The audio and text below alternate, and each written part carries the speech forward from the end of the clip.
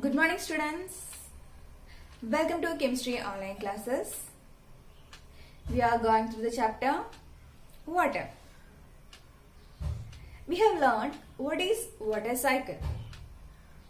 Water cycle is a natural process.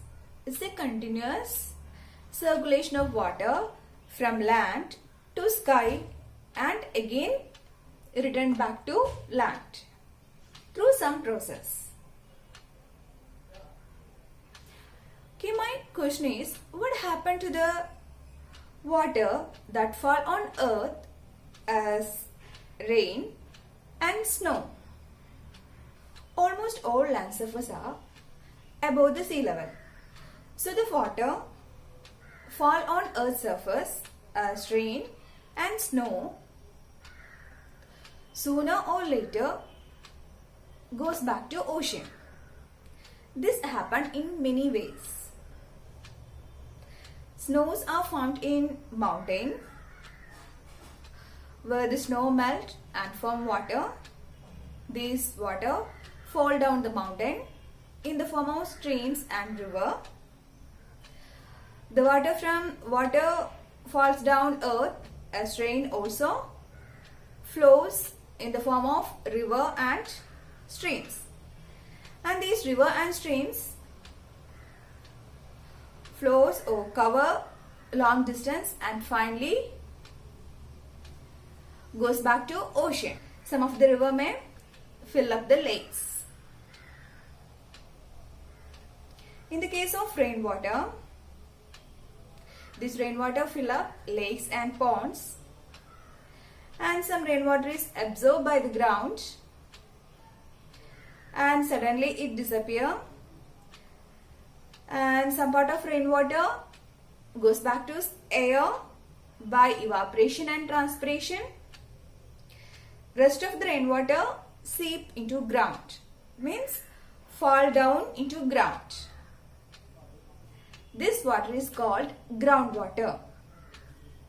Later, this water is available to us.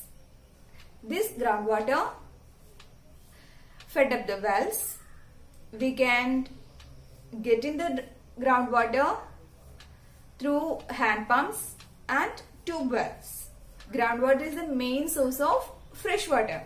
Here contain large number of tube well and pump. The amount of groundwater is very less. It's very difficult to find water. We need to dig deeper and deeper. It reduces the groundwater level. Nowadays, many of the area nearby house were covered with concrete. By concreting, it reduces the seepage of rainwater into ground. That means it drastically reduces the availability of groundwater. Later, it leads to scarcity of water. Hope all you got what happened to the water fall on land. Children, can you imagine if it does not rain in a region for a long time, a year or more, what happened? Yes, the soil continuously loses water by evaporation and it becomes dry up. The water level in ponds, river, all water source goes down and finally dry up. The groundwater also leads to scarce and this situation lead to drought. In drought condition, it's difficult to get food and fodder. You might have heard about the drought condition in some part of our country or world. You must aware about the difficulty faced by the people living in drought area. So it's our duty to conserve water. Don't waste water. What is the opposite condition of drought? Yes, it's flood. Have you remember? We are the Kerala people faced the difficulty of flood 2 years back. The excessive rainfall led to many problems.